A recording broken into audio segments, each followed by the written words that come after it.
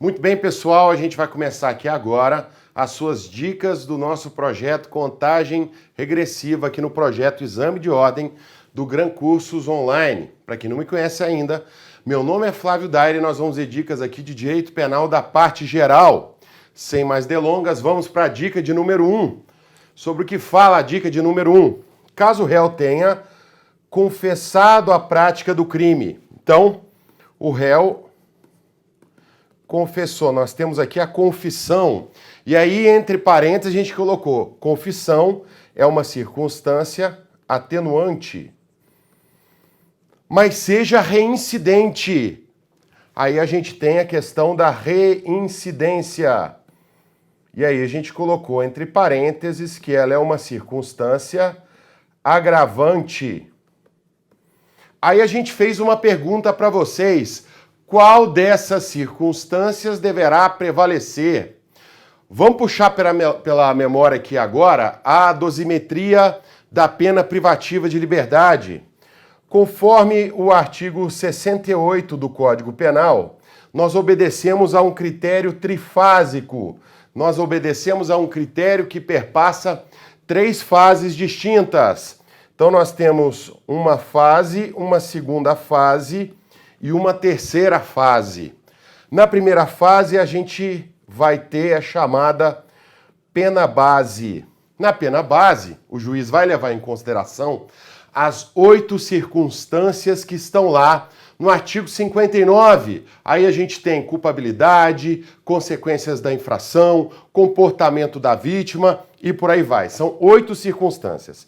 Depois a gente vai para a pena intermediária.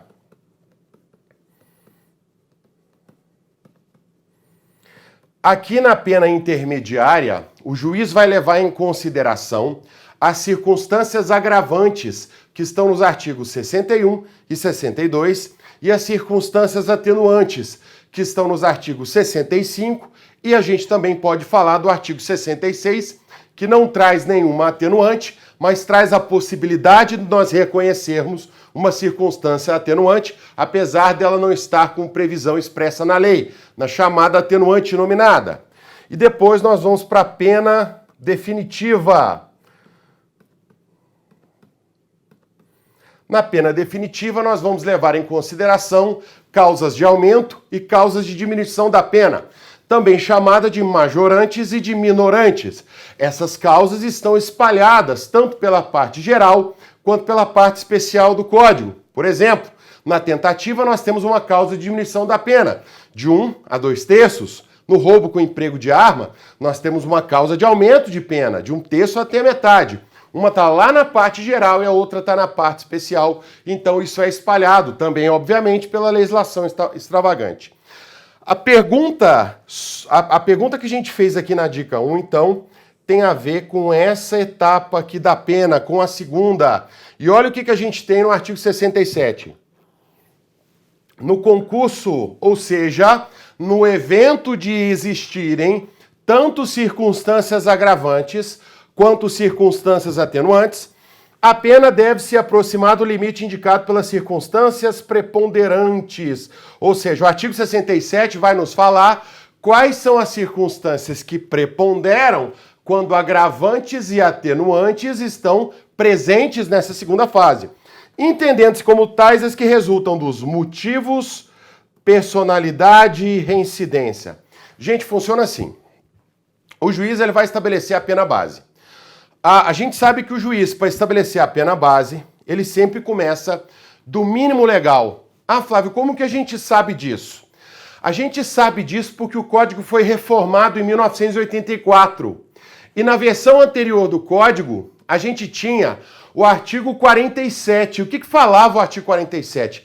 Ele dizia o seguinte: se o cidadão fosse reincidente do mesmo crime, que a gente chama de reincidência específica, por exemplo, furto e furto, roubo e roubo, homicídio e homicídio, o juiz iria começar a pena do termo médio. O que é o termo médio? No homicídio simples, a pena vai de 6 a 20 anos. Então nós temos uma gaveta temporal de 14 anos entre a base e o teto. 14 dividido por 2 são 7. 7 mais 6, que é o mínimo, são 13. Então o intermédio ali, o meio entre 6 e 20, são 13. Então, de acordo com o código anterior, quando o cara é reincidente específico, o juiz começava a pena do homicídio simples em 13 anos. Essa regra não foi trazida, ela não foi reconhecida na parte geral, né, na reforma de 1984. Isso quer dizer o quê? Isso quer dizer que o juiz sempre começa a pena base do mínimo. Tudo bem, o juiz vai levar em consideração as 8 circunstâncias que tem lá no artigo 59, vai sair do mínimo, e aí, quando ele vem para a pena intermediária, essa pena não pode ficar aquém do mínimo ou além do máximo, tá? Nas duas primeiras etapas, mas a pena que sai da primeira etapa vai para a segunda etapa. Então, na primeira e na segunda etapa, nós temos a seguinte situação. A lei não nos dá um fator multiplicativo. Ela não diz assim, olha, se as consequências da infração forem graves, o juiz deve aumentar a pena em 1/6, em 1/4, na metade. Ou, se o comportamento da vítima tiver colaborado para o crime, o juiz vai diminuir a pena de 1/10, 1/8. A lei não fala isso. Tanto nessa primeira fase quanto nessa segunda fase, a lei não fala isso. Então, vou dar agora uma informação sobre a doutrina e depois uma informação sobre a jurisprudência. A doutrina diz que as circunstâncias da pena base têm o condão de modificar a pena em 1/8. E as circunstâncias agravantes e atenuantes têm o condão de aumentar a pena 1/6, tanto para cima quanto para baixo. E a pergunta, então, é sobre a segunda fase. Então, vamos imaginar a seguinte situação aqui, gente. Nós temos uma agravante e uma atenuante. E aí a pena chegou aqui nessa segunda fase. Aí você fala, bom, se a gente tem uma agravante que aumenta a pena em 1/6 e uma atenuante que diminui a pena em 1/6, então a pena não vai se modificar, porque uma vai compensar a outra, uma vai cancelar a outra. Mas não é isso que acontece. Olha só, olha o que o artigo 67 fala. Ele diz que existe um critério de preponderância. Então nós podemos fazer uma escolha. E ele escolheu as agravantes ou atenuantes que falam sobre, primeiro, o motivo. Motivo é de índole objetiva ou subjetiva? Tem a ver com o fato ou tem a ver com o sujeito? Quem está motivado? O fato ou o sujeito? Ah, é o sujeito. Personalidade. Quem tem personalidade? O fato ou o sujeito? É o sujeito. Reincidência. Quem é reincidência? O fato ou o sujeito? O sujeito. Então, o artigo 67, ele nos dá um norte para estabelecer a preponderância, dizendo o seguinte, se você tiver uma agravante subjetiva ou uma atenuante subjetiva, ela, em regra, vai preponderar. Agora, calma lá, vamos ver como isso funciona.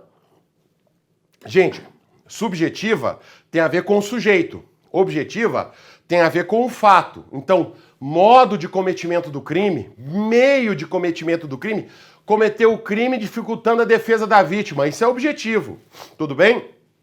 Cometeu o crime por motivo torpe, isso é subjetivo. Então é assim que a gente faz essa diferenciação. Então olha só, eu tenho uma agravante subjetiva e eu tenho uma atenuante subjetiva também. Nesse caso, elas se compensam. Eu tenho uma agravante objetiva e eu tenho uma atenuante subjetiva. Nesse caso, elas também se compensam. Agora, se a gente fizer isso aqui, aí elas não se compensam. Se a agravante for subjetiva, o que fala o 67? Ela prepondera. Isso significa que a pena resultante dessa composição deve subir. E nessa hipótese de baixo aqui, se o que for subjetivo for atenuante, aí a pena deve descer. Agora, gente, eu disse que prepondera, eu não disse que cancela. Então, nesse caso aqui, da agravante ser objetiva e da atenuante ser objetiva, da agravante ser subjetiva e atenuante subjetiva, da agravante ser subjetiva e a atenuante objetiva, a pena sobe 1/12. E no caso de baixo, a pena desce também 1/12. Entendeu como funciona?